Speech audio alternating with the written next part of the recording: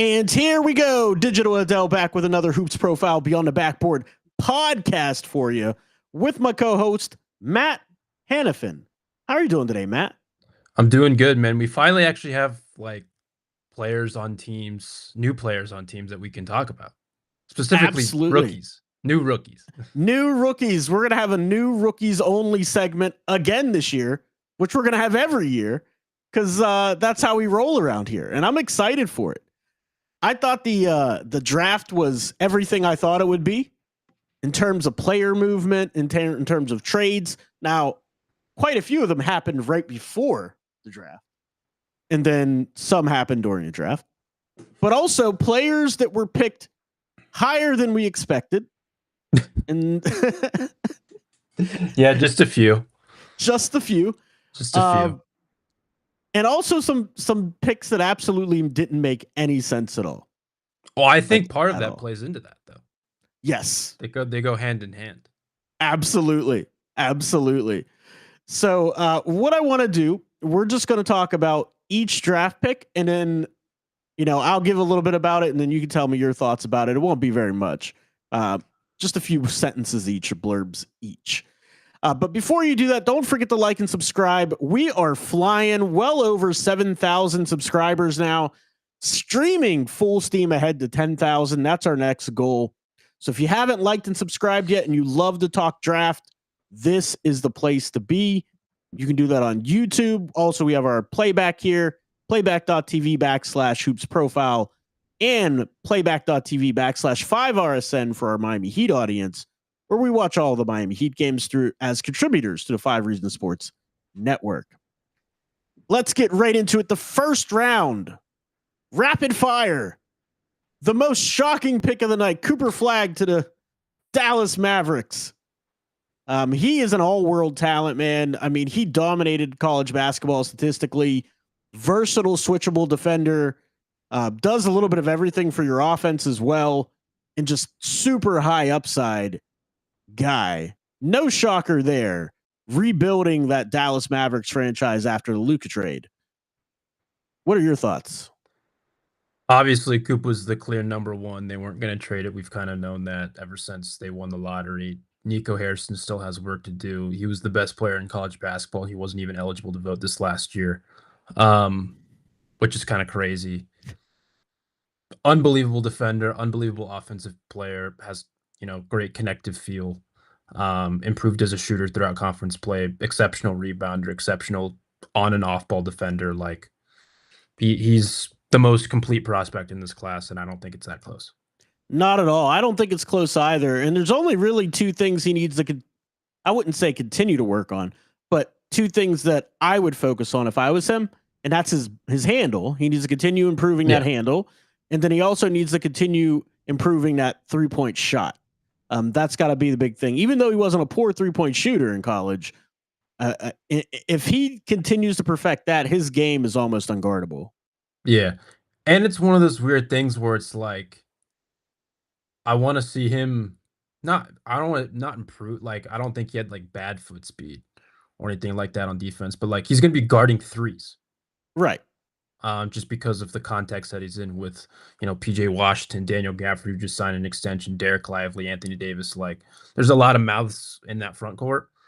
Yeah. He kind of just adds to that. In a perfect world, he'd be playing 4 most likely for you, most of the time. But given the situation that Dallas is currently in, unless if they consolidate somewhere somehow, I don't think that's really going to happen all that frequently, barring injury, of course. Right. But he's going to be guarding threes, and so I'm very interested to see how that goes. But am I worried about it? Not really. No, I wouldn't say so. But I'm fascinated by how that develops. Absolutely, it's going to be something to watch for sure, and I think the whole NBA is going to be watching out for how he improves and what he does in his first year. The number 2 pick went to the San Antonio Spurs with Dylan Harper out of Rutgers. 6'6" point guard, super versatile, switchable defender, great point of attack defense. Gets downhill and finishes with authority. Playmaking could be a little bit better. 3-point shooting could be a lot better. That's my biggest gripe with Dylan Harper, but clearly the number 2 overall pick in this draft. Yeah.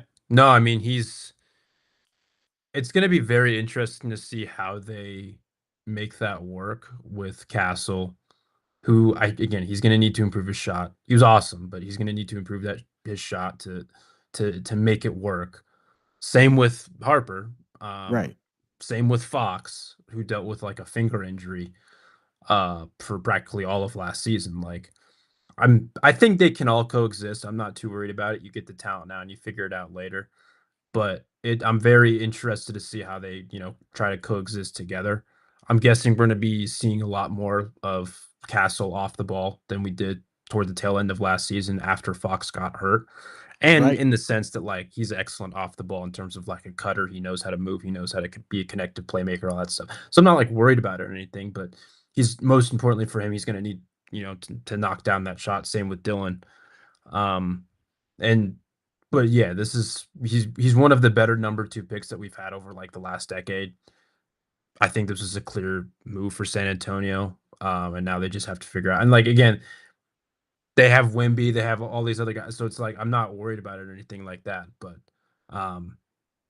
Dylan Harper is going to be an excellent player for them, I think. And again, I'm fascinated to see how that backcourt kind of gels together over time.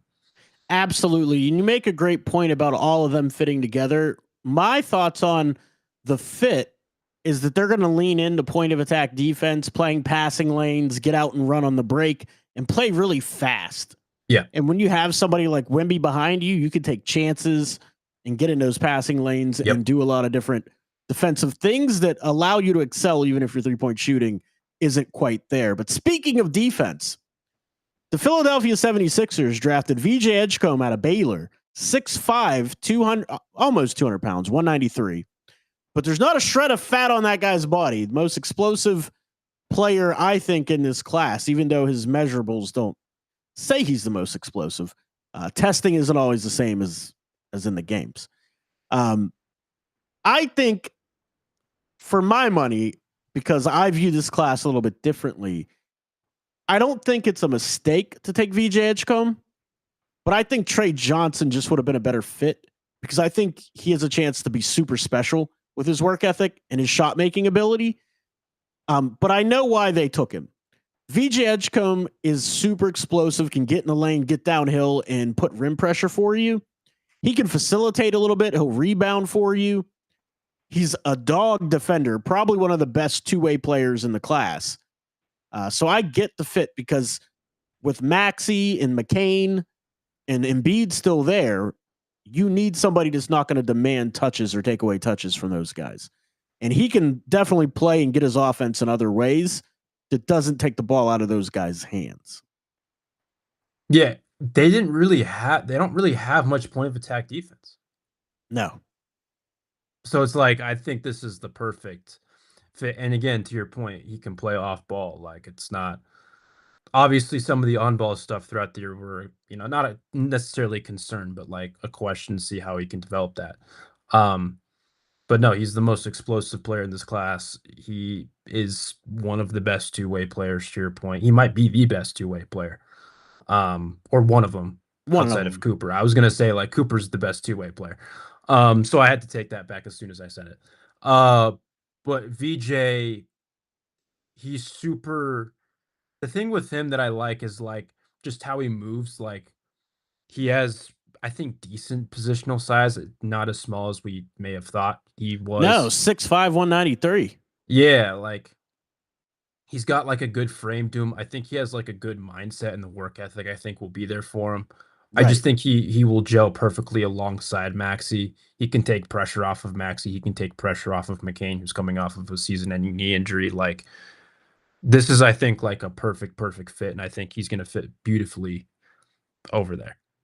Yeah, absolutely. The defensive stuff is what I find really exciting, and the ability to get out on the break with him, Maxey, and McCain at some point, I think that could be really intriguing as well, no matter how you mix that lineup together.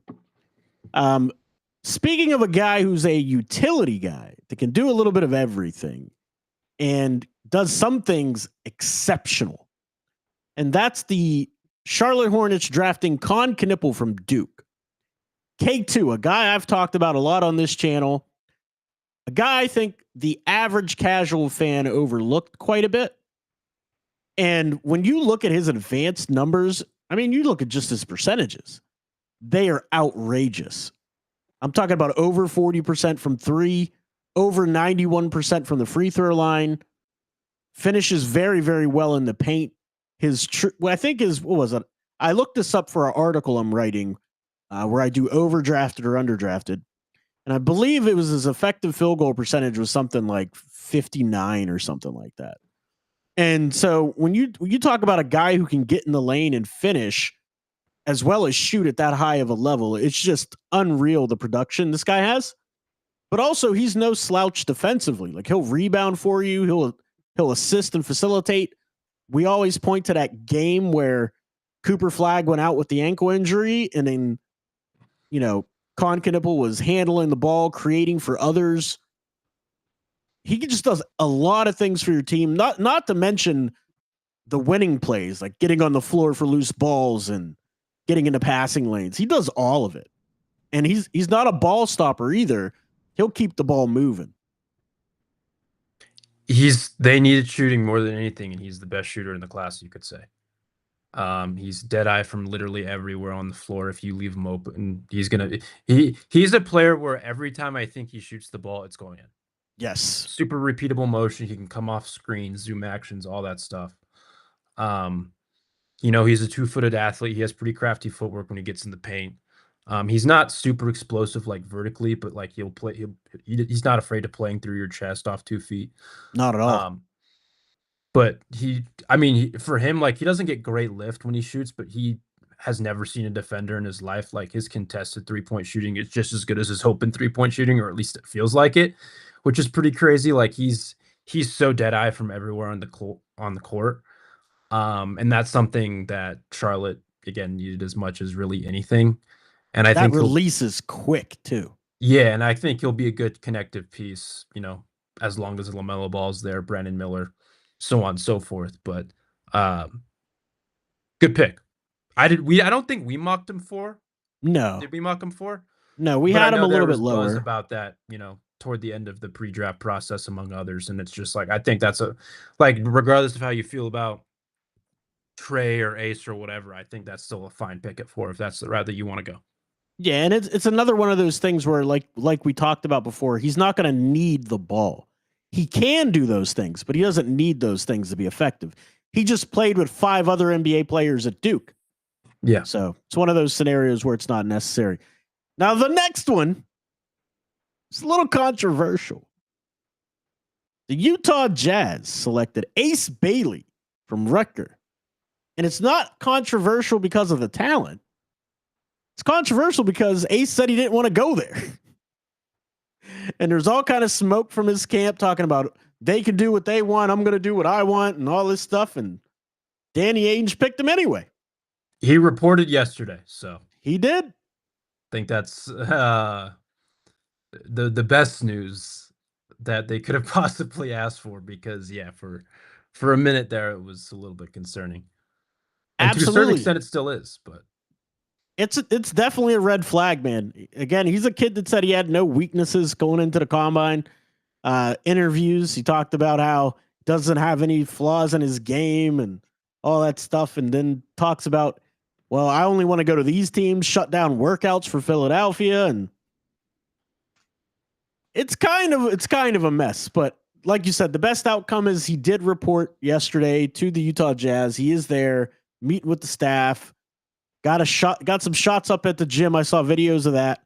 One of the best tough shot makers in the class.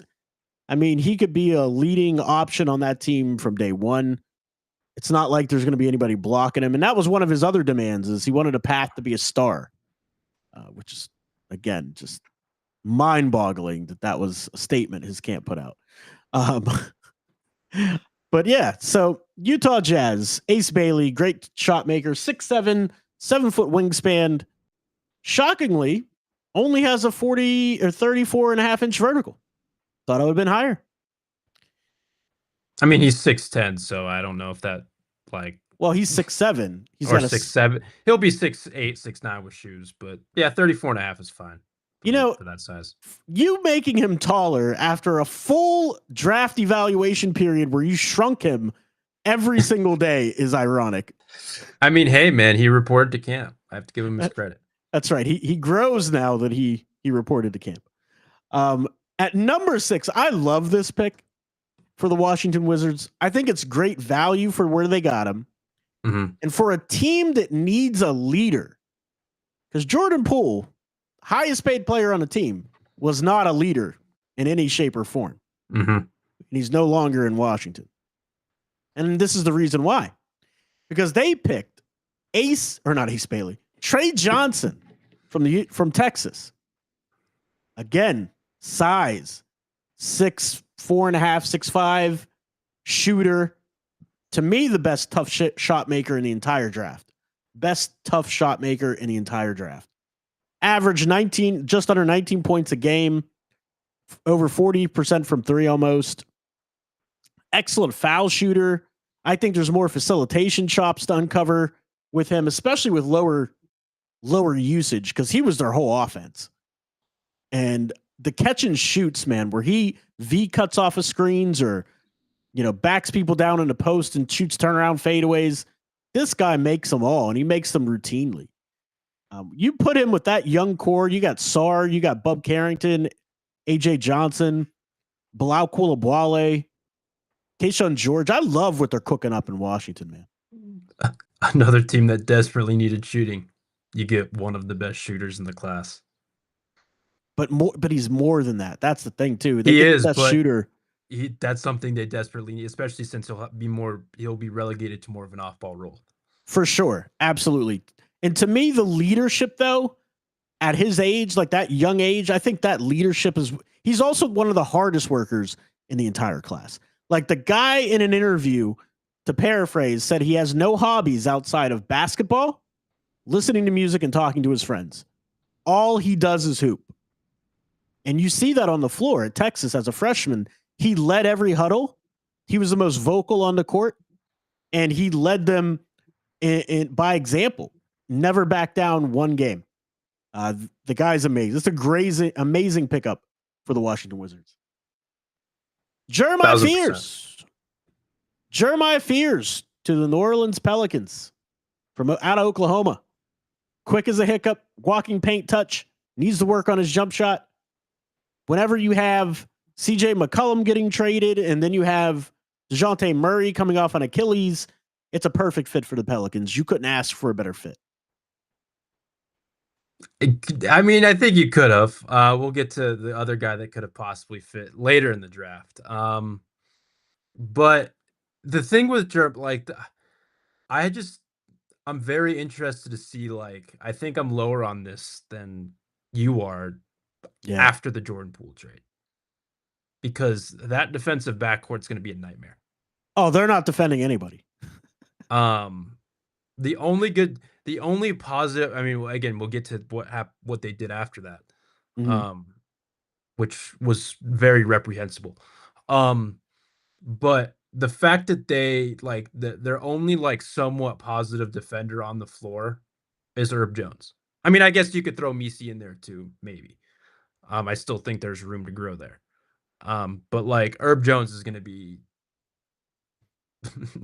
he's gonna have to do everything on that end for them. He's gonna be like Bam Adebayo in Miami, where he's literally covering for everyone. It might be even worse. I like Jeremiah in the sense that I still obviously he improved throughout the tail end of last season. The finishing around the rim wasn't good, but he's very crafty in his ability to get to the rim. I think he can create advantages in that way. I think the questions then, arise when it's all right, what is he going to do with those advantages? I think he did a better job with the processing the second half of, last season. Definitely. I still wonder what the shooting looks like. Maybe that's improved in an off-ball role because it's Zion's going to have the ball in his hands. Maybe, DeJounte once he gets back, but I think that's still a concern about what he does as like a catch and shoot shooter and like how he creates advantages like on second side actions that way. I don't know. I think this is more of like you're swinging for upside, which is fine. Like there's nothing wrong with that, top 7 pick. Um, but I thought there was another player that would have fit just a little bit better.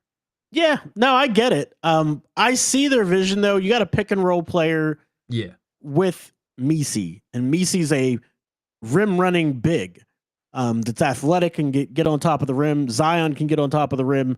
And if they can get out and run with Herb Jones, and if he stays there, him and Trey Murphy and all that, like they may have something offensively. Yeah. Defensively, not so much. It's just going to take time. It's just going to take time offensively. Yeah, I agree. For him to like really find his role and succeed. Because he reclassified. Like, yeah, he's super young. Yeah. Super young. I agree. But speaking of needing time, number 8, the Brooklyn Nets select Jaeger Demine. Do we want to just lump Brooklyn in together? Because they pretty much drafted everyone at the same position, doing the same, like outside of Drake Powell. I mean, obviously not necessarily Danny Wolf's not a guard, but he's going to do the same thing that everyone else on that roster is doing. Like, Wolf may be a guard. We don't know. Yeah, like I honestly didn't expect Jaeger to be a top 8 pick. Definitely not. I had him that high. I think I had him like 22, 23 on my board. It's unbelievable to take him that high with other players that are available because they need everything on that team. Yeah. And his lack of vertical athleticism is troubling. His lack of physicality is very troubling. His shooting is troubling. There's a lot of problems there. And I'm not saying he can't be a good player. He's going to need time. And so we'll lump Brooklyn all together because they had one of the most baffling drafts in the entire thing. And they used all 5 of their picks. All 5 of their picks. And like the thing with Jaeger is like, he's not, to your point, he's not an advantage exploiter. No. Like, I just don't know how he's consistently creating advantages. He can pass. He's a super skilled passer, but you have to create the advantages if you're going to be in a lead guard role. And they have a ton of players who are in a lead guard role, which is and none of them who are really that good off ball. So it's like kind of a concern in that way. No, I completely agree with you. I mean, the Nets taking Jaeger at 8, and then the Nets taking at 19 Nolan Traore, and then the Nets taking where's the next one? Hold on. It was Drake Powell, then it's Ben Seraph, then Danny Wolf. Oh, Drake. Oh, he got traded to the Nets though. Okay. Yes. Drake Powell went 22nd, got traded to the Nets out of North Carolina, who's also a guard, but he's not a point guard. So slight difference there. Can't really shoot. He's not a great shooter. Defensive specialist is the way we'll put Drake Powell. A lot of upside to try to work with. But then you have Ben Seraph, played in Germany. We love Ben Seraph on this channel. We've talked about him a lot, but also cannot shoot. Yeah, the percentages weren't. I think off the catch was so much better than the pull-up jump shooting was just bad. I mean, he's got a lot of mechanical things to work on with his jump shot. I think it is correctable, but it's not going to be year one. And then at 27, they took Danny Wolf. So you have Jaeger, Traore, Powell, Seraph, Danny Wolf. All guys that need the ball. They all need the ball in their hand to be able to be effective and facilitate. None of them are great shooters. Nolan Traore, I had people in my mentions talking about he scored 41 points in an under 18 game. Guys, why do we reference like high school type tape when we have more recent tape? Like, I just don't understand why people do that. So yeah, their draft literally doesn't make any sense. I can't make heads or tails of it. It's probably the worst draft that in the out of 2025. It's the worst draft out of anybody. There's one team that I would put up close. They're close, we'll but I don't think they're worse. We'll talk about it. Because the Nets at 36 then take another guard. Who'd they take? I forgot. Adel Thoreau. That he got traded to the Lakers. Oh, and he's a wing. wing. Traded to the Lakers. I mean, I see him more of as a 2 guard than a wing. He can't shoot, but he can play both spots, in my opinion. He can play the 2 and the 3. Sure. But I get it, I guess. They still aren't off the hook. Their draft was bad. Oh, yeah. No, it was still bad. There's one team who I think kind of put themselves in a bigger hole than they could have. Well, speaking of bad, Masai Ujiri out in Toronto talked his way into staying for the draft. I don't know if he pulled the strings, but he talked his way into staying for the draft. And on his way out, at number 9, he selected the 6'7" big man, Colin Murray Boyles from South Carolina. Quote unquote big man, because he's 6'7".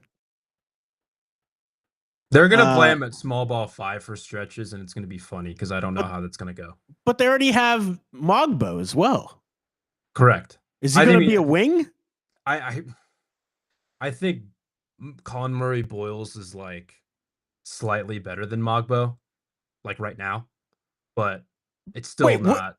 But hold on. You said what? He's slightly better than Mogbo right now, and he went 9th overall. Where am I justifying it? I'm not justifying it. I'm not mad. I'm not saying you're justifying it. I'm talking about how baffling the pick is. Oh yeah. It wasn't good. It just doesn't make it like blows my mind. You just said he's slightly better. And I like second round pick. Yeah, we both liked Mogbo last year. Yeah, we both like Mogbo, but we didn't like him 9th overall. And a weaker class, so to speak, quote unquote. He's also Colin Murray Boyles, to be fair, is also like 2 or 3 years younger. So, but we're talking about a 9th overall pick here. Yeah. How's Colin Murray Boyles shooting? Next question. Is he a center or a forward? What is he? That's I'll have Darko answer that question for you. Number 10, the Rockets draft Kaman Malawach and promptly gets traded to the Phoenix Suns. Great pick for the Suns. I like it. Perfect. Rim running big, block shots. The Suns were one of my winners. Oh, definitely. I think they did good work, man. They got 2 centers. They got Malawach and Mark Williams and they got Rasheer Fleming, who we'll talk about. But no, man, they did great work with this. I'm surprised he kind of fell past 10. Or not 210, past 10, but 210. 210. No, I get it. No worries. Kind of in the same spot that Derek Lively went. Ryan, the good friend of our show.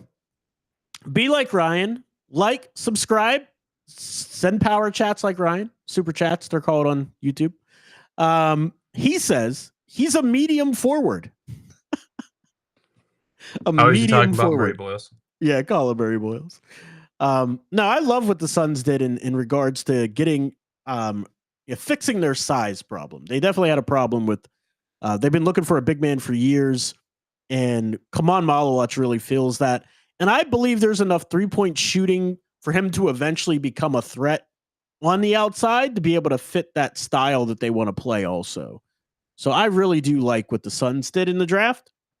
So number 11, the Blazers traded this pick to the Grizzlies and get Cedric Cowherd. Cowherd, guys.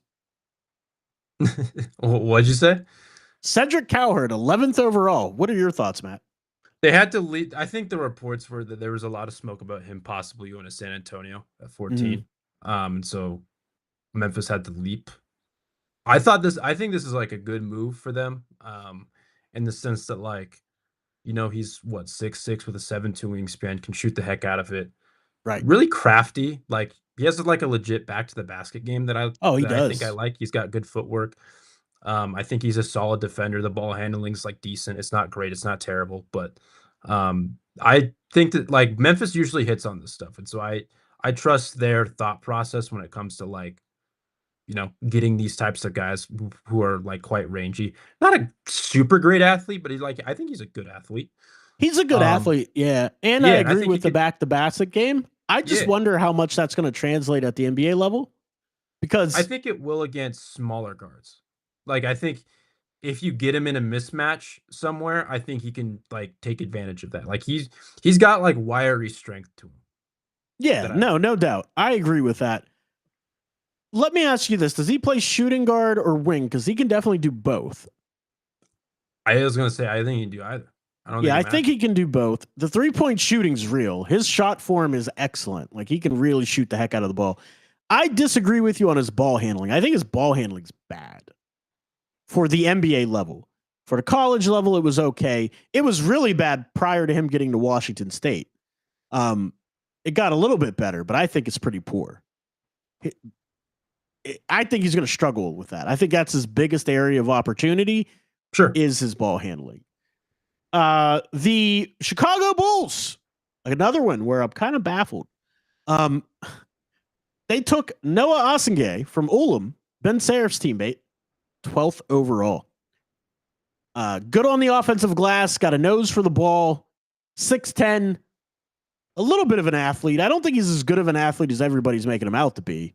He is mobile, like he can navigate, but doesn't have a great handle. His jump shooting isn't great. Definitely not strong enough. He's going to really have to get in the weight room. I don't see him playing the wing with that skill set. So he's going to have to play down low, but he's not strong enough. So that means he's probably going to be an ineffective player for you for a year or two until he can get some man strength. What are your thoughts on him going 12th overall? This is a project and a half. Yeah. Chicago, they stepped into the batter's box and they took a hack, let me tell you.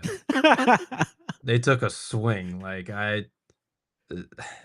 it's just weird. Like Patrick Williams is there. Like right. and that's also it just kind of reminds me of that. Like this is And there's better bigs that were on the board. Well, there were bigs on the board that they could have better taken. bigs on the board, in my opinion. This is just a weird one. I don't think I like this for them. Like Buzelis is there. Like it. I don't like it for them. No, I know. Don't. Yeah, I don't. I definitely don't. The Atlanta Hawks drafted Queen to trade him to the Pelicans. The Pelicans now have Derek Queen, Messi, and Zion. What are they doing, dude? This is my team for who had the worst draft. I still have Brooklyn, but Pelicans are up there. I don't get this fit at all. It's really... It's not even about getting Queen. I mean, yeah, he doesn't fit. They traded their 26th pick. Like, to move up 10 spots. Yeah. This team is not good. No, they're not. And one thing I wanted to ask you, with Derek Queen, can he play next to Messi? No. Can he play next to Zion? No. Then what are we doing? I agree. Like, I mean, I think there's a more feasible path for him playing next to Messi than Zion. Yeah. But the answer is no. Let me tell the story from his press conference. I don't know if you heard this one. At his press conference with him and his other fellow draft picks, he said, "I'm the best player in this class. All the other guys try to say they are, but I beat them all in college, and I'm going to do it again." And this is the other players at the table with him, including somebody that was picked 7th overall, Jeremiah Fears. How would you feel about that if you were Jeremiah Fears? I respect your confidence, but Yeah. let's play me one-on-one. We'll go out back now. I don't know. That's an interesting one. How does that go? Because Fears is quite small. Queen is quite large in a sense. 6'10". Scoring on it, there'd be 0 stops. Nobody's shooting threes, right? And 0 stops. That's Whoever's correct. the last person to get the ball, I think wins. That's right. Whoever misses a layup first. Yeah. The Spurs at 14. Little surprising to me with Thomas Sorber on the board. Took Carter Bryant. Carter Bryant's a project. He's a wing, very athletic, improving shooting numbers as the year went on. Great switchable defensive piece, but cannot dribble. Yeah. How do you feel he doesn't about him need going to in 14? this context? No. Not with Fox, Castle, Dylan Harper. Wemby, that's right. No, he definitely doesn't need to. Do you think he gets a lot of playing time this year? It depends on what they do with Sohan. It depends on what they do with Harrison Barnes, whose contract is expiring. And Vassell. I think he could. Regardless of Vassell there, I think he'll play. But see, I disagree with that because of the shooting. Like the 3-point shooting from Vassell is very valuable off the bench for that team because they don't have a lot of 3-point shooting. Isn't Vassell starting? Well, he was, but I mean, if Harper's there, I don't see how that's going to happen. I think it'd be. It's got to be some combination of. I think because Harper, I think would be the odd man out. I think all 3 of them are going to start. I don't know about that. I don't think I'd like that if I'm San Antonio.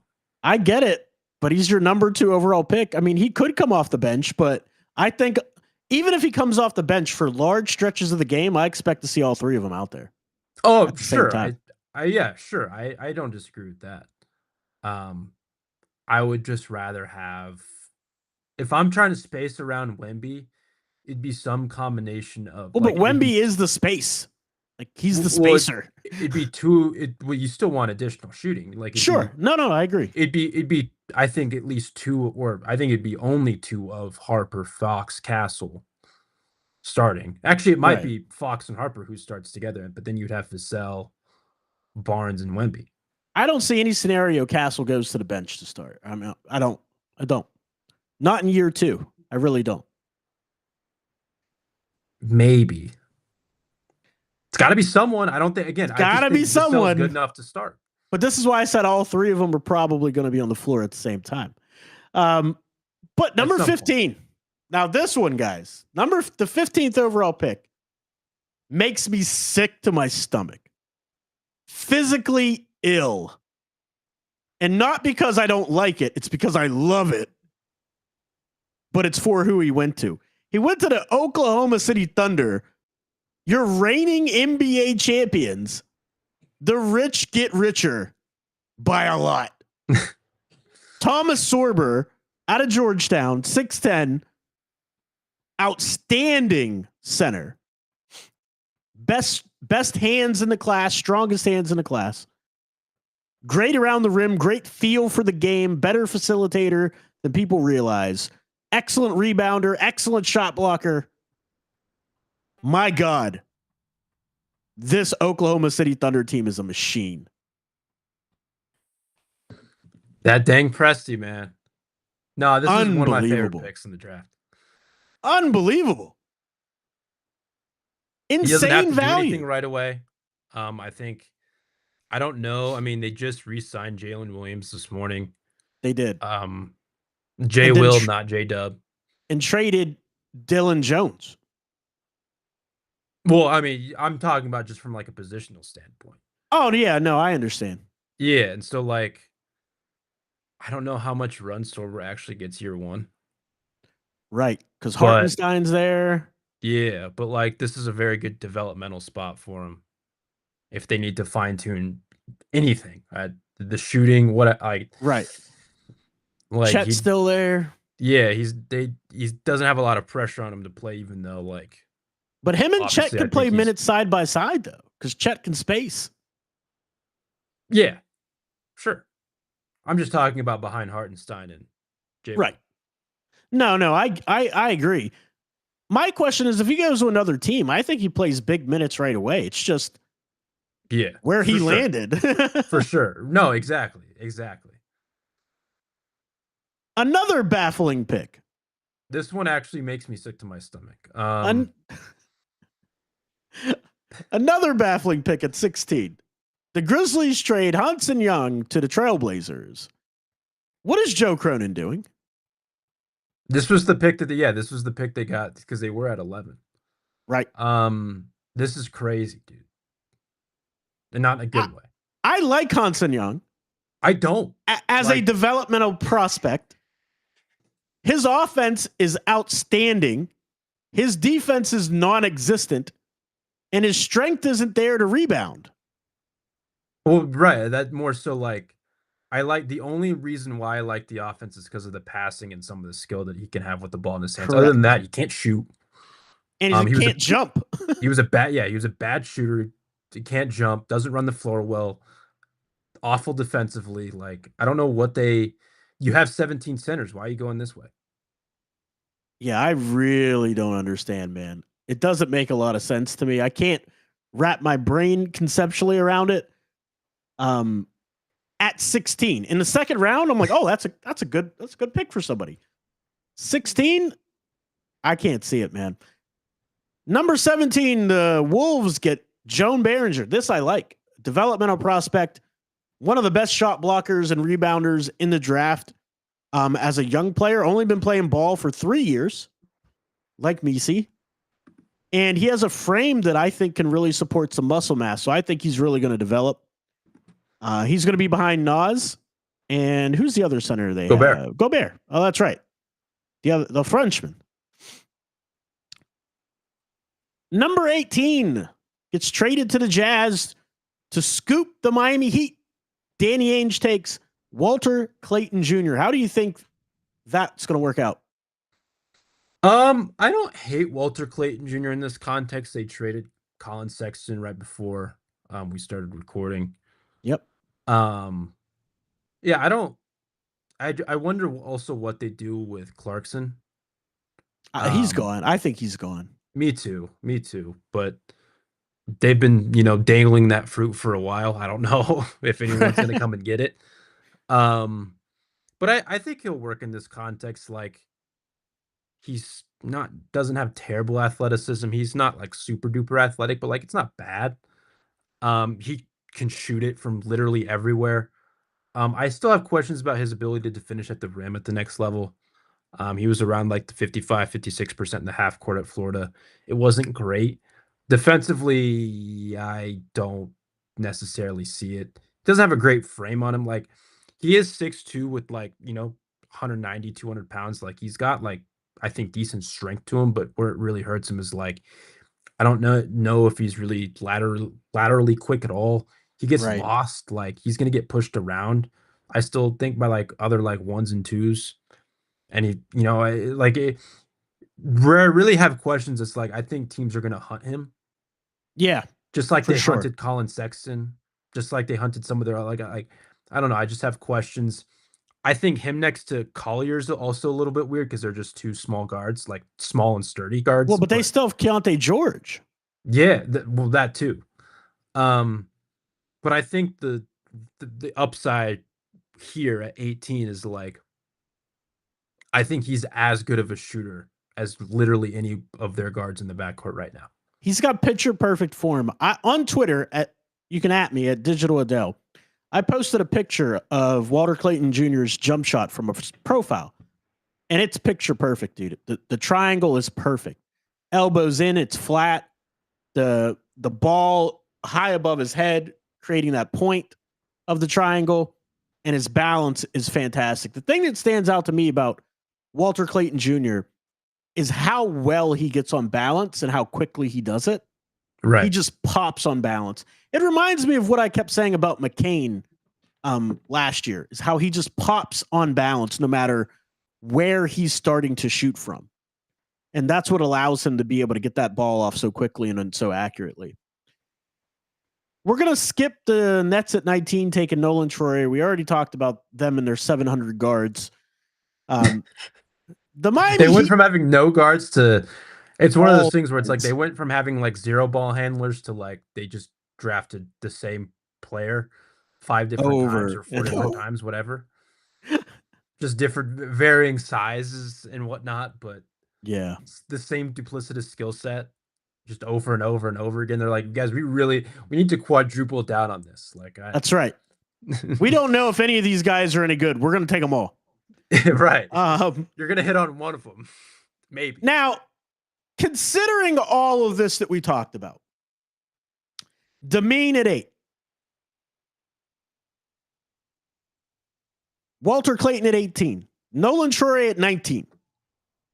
The Miami Heat were gifted the number 8 player on my big board and the number 7 player on your big board. One Kasparas Yakachonis, affectionately KJ25 now for me. A walking potential triple-double. In his game against top 50 opponents, he had 1 game with 10 assists. He had 4 games with 10 rebounds. Junior, welcome to the show. He says, go Spurs. Yeah, we've talked a lot about Carter Bryant and Dylan Harper already. So if you want to zip back on the timeline on YouTube, you can hear us talk about them as well. I like what the Spurs are cooking. But back to Kasparas Yakachonis. He also had, like, what did I put into Discord? It was like 6 or 7 20-point games. First top 20, top 50 opponents. It was unreal. Unreal. He said, Ryan said, hold on. Let me attach this directly into my veins. Caps, man, he had a lot of high turnover games after the wrist and forearm injury, but he's a guy that plays off of 2 feet when he gets in the paint, very crafty around the basket, big hands. So I think his handle is going to be fine. His finishing is going to be fine. His free throw rate was one of the highest in the country. Excellent free throw shooter, ability to take and make tough 3-point shots, ran the entire offense as a freshman and didn't get a lot of help, man. There was so many dropped passes, missed layups, air balls from 3. Will Riley, who got drafted, didn't do anything the first half of the year. He was basically the show in Illinois. Could the Heat have asked for a better situation at 20? Nope. Realistically, no. No. Outside of them missing the play-in. Well, yeah. I'm just, yeah. For this specific pick, no. No, it's just an unbelievable value to get him at 20. The league messed up. Specifically, the Brooklyn Nets messed up. Yeah. Think about how this may play out in the future. They picked like 4 point guards, and they passed on Kasparas Yakachonis, who could be the better out of all. He could be, to us, he's the best one out of all those guys they took. Yeah. Unbelievable failure by Bobby Marks. Well, not Bobby Marks. Not Bobby Bobby Marks Marks. is at ESPN. Sean Marks. Sean Marks. Dude, Bobby I'm old. Marks used to be in the Brooklyn Nets front office. He's not anymore. Yeah, that's funny. That's funny. That's true. My apologies, man. My brain's rattled. But thank you for correcting me. Sean Marks. Yeah. These are the same people that kept trying to tell me Noah Clowney's a great player. But anyway, the Utah Jazz traded with the Washington Wizards the aforementioned Will Riley. Brings more 3-point shooting to a team that desperately needed 3-point shooting. What does this mean for Corey Kispert? Still theoretical, but the He thing looked that I good do in his like about workouts. the thing that I do like about Will, the second half, like he's gonna need to put weight on him, like first and foremost. God. Like he's gonna need to put a lot of weight on him, but like he's not afraid of contact. I don't know how good that is. I mean, it's good that he's not afraid of contact, but when you're skinny and not afraid of contact, it usually doesn't end up well. Yeah, but like the thing with him that you could see inklings of in the second half of the season was like He does have combinations and whatnot. I mean, his handle's still pretty loose. It got better. He has combinations and stuff like he wants to get to the rim. The shooting again, that's more theoretical than practical right now. Um, but like he's not afraid to like he's not afraid of finishing through contact, whether it's successful or unsuccessful is a completely different story. And Right. whether that will be at the next level, other than that, it's like You know, my it's favorite attribute of Will Riley is, besides the fact that he's 6'8", what is it? his cutting. He's actually a good cutter. He is. That's true. Yeah, it's probably his best attribute in my opinion. He's a really good cutter. But yeah, I mean, I don't mind where they picked him at 21. I had him lower on my big board. I think there's a player here that I would have rather have had. There's a few players I would have rather have had. Sure. But I'm not mad at it at 21. We already talked about the Nets also taking Drake Powell at 22. The Hawks got Asa Newell. This is a perfect fit for him in Atlanta. Yeah. Trae Young, Dyson Daniels, Zachary Reese-Shea, Kongwu. I think this is a really good pick for Atlanta Hawks. Yeah, man. Like he can catch anything. I don't know how much he's going to be used as a vertical spacer, but I'm sure he's going to be in a lot of ball screens with Trae Young. Absolutely. I think there's more playmaking there than what his assist numbers featured. I think he's incredibly mobile and he's switchable in that way. I don't know. I wonder where they play him. Like, is he going to be playing 5 next to Okongwu or 4 next to Okongwu, or is he going to be playing 5? Might be a little bit of both. I think he's going to be a backup 5 to start because he's really going to have to prove that shooting. Sure. Yeah. In order for him to do that. So I think maybe by the end of the season, he can start next to Okongwu. But man, that's an athletic backcourt or front court. I mean, that's an athletic front court. And when I say he's sudden, when he makes up his mind where he wants to go, he gets there quickly and he gets there with ferocity. Yeah. Oh, yeah. Yeah. So I really like that pick for the Atlanta Hawks. The Oklahoma City Thunder, because they don't have any roster spots left, traded Nick Clifford to the Sacramento Kings. The Kings are rebuilding. They need everything outside of center, really. So Nick Clifford, good landing spot. I don't know how that's going to work out with Keegan. Can he play next to Keegan? I think so. Yeah, because Keegan can play the 4. Yeah. Yeah, I like that then. I really like that a lot, actually. What are your thoughts on your favorite pick in the entire draft? It's one of them. Yeah, the Thunder unfortunately just did not have the roster spots. That would have been petrifying to get him at 24 in just a vacuum, but right. The Kings were a team who was rumored to want to get back into the first round. I like this pick for them in the sense that, like, I think you can come in and like impact the rotation right away. Right. I think their biggest need is a point guard.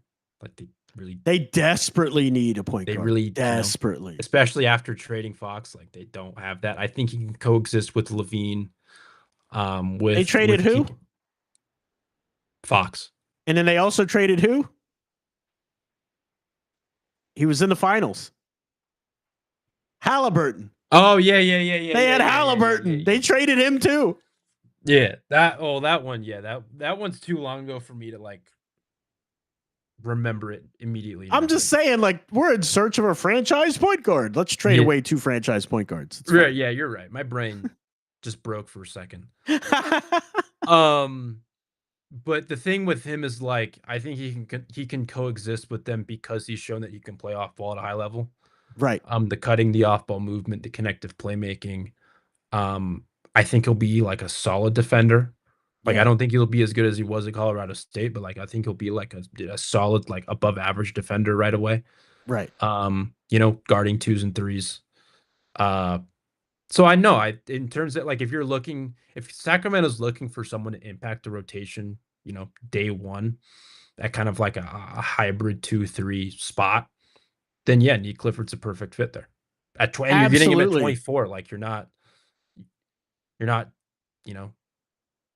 getting him at 15 or like there wasn't very many good players on the board, and so I think that perfect value for him. Yeah, I think it's a good value. I would have took Jace Richardson because they need point guard play. Like they need a point guard. I think I would have taken Jason Richardson, which the Orlando Magic did. Yep. And they need shooting in the worst way. He's only 6 foot, but he's got a really big wingspan. He can finish around the basket. He's crafty, explosive around the rim. He can play on ball, off ball. He'll get out of the way of Paolo and Franz, so he doesn't have to gum up the works there. As you know, they run a pro-style offense at Michigan State. When I say pro-style, I mean like 1990s pro-style, where it's just like floppy in motion and center post-ups. So he knows how to play off ball and cut.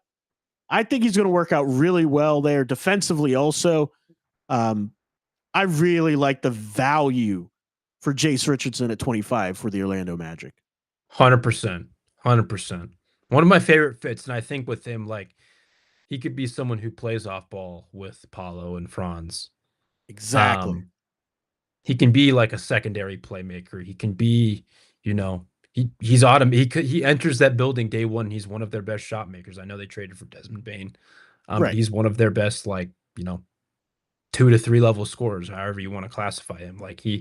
And for them, considering they got him where they did, I think they believe in his defense just because it's he's going to have to defend to get on the floor. Yes. And I think that's something that they're going to buy into. He's small, but he's not going to be, he's not a small guard who's a slouch. They're still going to hunt him. Right. But he's going to compete on that end of the floor. I have no reservations about his defense. I think because of that wingspan and his hand size and his 1-2, I think he's going to be just fine. The Nets, we already talked about, drafted another point guard at 26 in Ben Seraph. 27, we didn't talk about much. That was Danny Wolf. We did talk about him a little bit. 7 foot, 250, handles like a guard, play makes, can rebound, block shots. So I like that pick actually the best out of all their picks. I like Danny Wolf at 27 as the best value they could get. I think Danny was highest on my board. Right. Well, he wasn't the highest on my board. Picked, and they got him their last pick of the first round. Was he the highest on my board? Now I got to go check because I think I had Seraph and Troy ahead of them, right? Oh, wait. Yeah. Seraph was highest for me. Never mind. Yeah. Never mind. Mine went 14 Seraph, 15 Troy, 16 Wolf.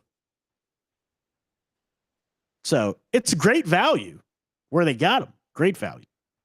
The Celtics did something very Celtics-like. They took a international prospect, Hugo Gonzalez, one of the best athletes in the draft, and they're going to let him develop for a year because Jason Tatum destroyed his Achilles, and they are shedding salary like they're having a going out of business sale.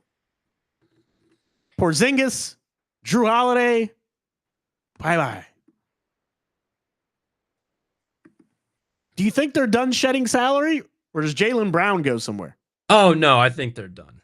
I think so too. I think I think it would take like a crazy package for them to shed. Whether it is Jaylen Brown or Derek White, right, or someone else. I don't know how much I like this pick. I mean, I like Hugo Gonzalez more than you, but also no one's seen him play. Well, that's kind of my point in the sense that I was talking because there's other people who I work with who are like Celtics fans. Right. My thing to them is he's awesome athletically. Again, what we've said this entire time, he just never played. And I think even though he was on one of the best European teams, or I think he was on one of the best European teams, if I can recall correctly. Yeah, they have all ex-NBA players. There's still going to be multiple years of development, and I just don't think it's good process to burn a first-round pick on that. Even if it's a late first rounder, it's just that's more of a guy who I feel comfortable with. I don't think they're going to stash him, but if it's one of those things where I just feel more comfortable doing it with a second-round pick. Well, and I think there were other things that they could have done. I mean, obviously they had 28 and 32. They traded 32 for even more seconds, which, I mean, they got 3 additional seconds for him. But that's something that I would have done at 32 instead of 28. But here's what I'll say, though, Matt.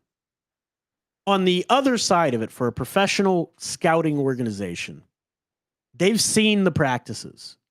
They've seen how he's played in those practices. They've talked to the coaches, the other players. Yeah. They know way more about him than we do. And For sure. That's why I think the NBA has a little bit more insight on what he's going to be than we do. So I'm not as mad at it at 28 because it's late first. If it was mid first, no, I'm not in on it. Late first, I always say if you have a guy and you identify him as your guy, you may have to reach 5 spots higher to make sure you get him. You know what I mean? Yeah. No, for sure. For sure. It's just there's just other guys that I would have taken.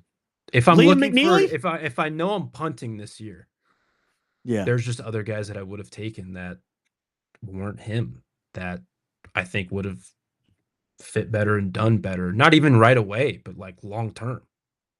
How do you Because feel about I'm not sold on him enough, I guess, long term, if he needs that much development. But we don't know if he needs that much development. We just haven't been able to see it. He goes to the rim with authority. He's athletic. He blocks shots. He can get out in the passing lanes. There's stuff there. We just haven't been able to see it.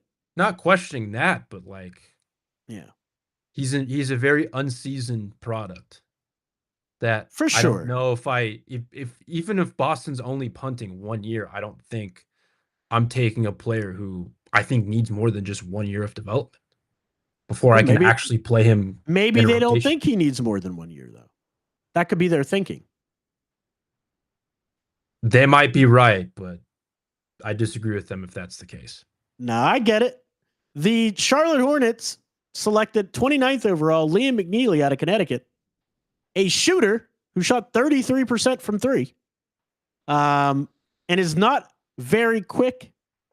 His handle's not great. Isn't beating anybody into the lane to the basket. Somehow drew a lot of fouls in college. Not really sure how that even happened. Good positional size. Kind of duplicitous of Con Knipple. He's like the Temu Con Knipple. How do you like this fit for the Charlotte Hornets? He won't have the on-ball burden that he did at UConn, so maybe there's more shooting. But that's basically all you got. Yeah, it's pretty much all I got with Liam.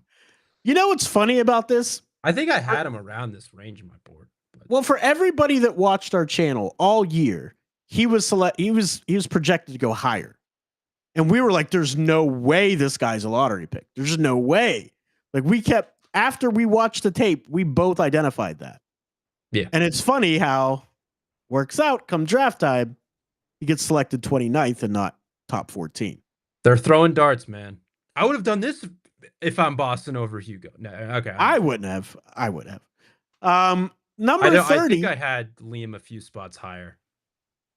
Now you're going to make me look up where I had Liam. I think I had Hugo in like the late 30s, and I think I had Liam in the early 30s. Guess where I had Liam? Where? 28th. Oh, there you go. Almost right on the dot. Almost right on the dot. Number 30, the Clippers draft, which I think is a mistake. Yannick Niederhauser from Penn State. This was one of my sneaky losers. Like, no one really talked about them as a loser at the draft, but this is one of my sneaky losers because it's just like, dude, as much as I hate watching him play, or Kalkbrenner. Not watching him play, but watching him move. Kalkbrenner's right there. He's right there. I like Raynaud more than I like Niederhauser. He's right there. Niederhauser is so athletic, but he doesn't have the basketball IQ and awareness to use it right. Yeah. This is an upside swing, but he's also really light, though. But he's also really light. Yeah. I don't know, man. He's not for me at 30. Second round, the Phoenix Suns traded up and got their man, Rasheer Fleming, the sniper out of St. Joe's. 7'5" wingspan. 7'6". 7'6" wingspan. I have basketball IQ concerns, but the shooting is real. The athletic upside is real. What are your thoughts on? Well, not his athletic testing was actually horrible. His vertical was bad. I mean, It was like 35, bad. wasn't it? No, hold on. I'll pull it up. You riffed a little bit about what you think about the fit in Phoenix. I'm going to pull it up right now. You get a 3-and-D wing with that kind of length and that kind of disruption defensively who can shoot. You get him in the second round, fine with it. It's good value. Very great value for him. I like it. I like it a lot. All right. I just hope they have I think the thing with him and some of these other guys is like you need a ball handler. You need a guy who can distribute and facilitate and make life a little bit easier for him. And I'm not necessarily sure that Devin Booker is that guy, nor Jalen Green or Bradley Beal. But conceptually, great value. Rasheer Fleming had a 32.5-inch max vert, tied with Eric Dixon. I think you and I both said, or at least maybe I said, I think his athleticism in game just looks greater than it is that. Well, it's the 7'6" wingspan that also helps that. His standing vert was only 27 as well. It's pretty low, man. Pretty low. But he does have one of the fastest shuttle times at 2.72, second fastest in the entire class. Are we going to do the full second round? Because we are over on time. We're like an hour and 6 minutes. Do you want to do the second round next week? Or we will do this later this week? Later this week. So Tuesday, we will continue this with the second round of the 2025 NBA Draft Recap. You can find me, Digital Adel, anywhere social media is found under that moniker. Matt, where can they find you, follow, and get more of your work? You can find me at let me just start that over because Jesus Christ almighty. It's a Sunday. I'm off of it. At NPH_A24_ on Twitter. You can find me at hotouthoops.com. Give me a break. Free agency starts tomorrow. My brain's going all over the place. You can find me at VenettaSportsMedia.com, MountainWestConnection.com. In addition to playback.tv/5RSN and playback.tv/Hoops profile. Yeah, I just completely botched my Twitter at. That's okay, Matt. We don't edit this show like most. That's right. I was just gonna say you can cut that out, but that's right. We're gonna cut it. We're gonna do the thing that they do on Always Sunny podcast where they say they're gonna cut it, and then they never cut it. You're right. You know that. I think there's like a lot more podcasts that also do that. We're starting that too. You can just cut that part. That's right. It's a Sunday. I'm off my game. I gotta step up for these matinee shows. Come on, man. You're in prime time. But that's it for us today, guys. We'll see you next time.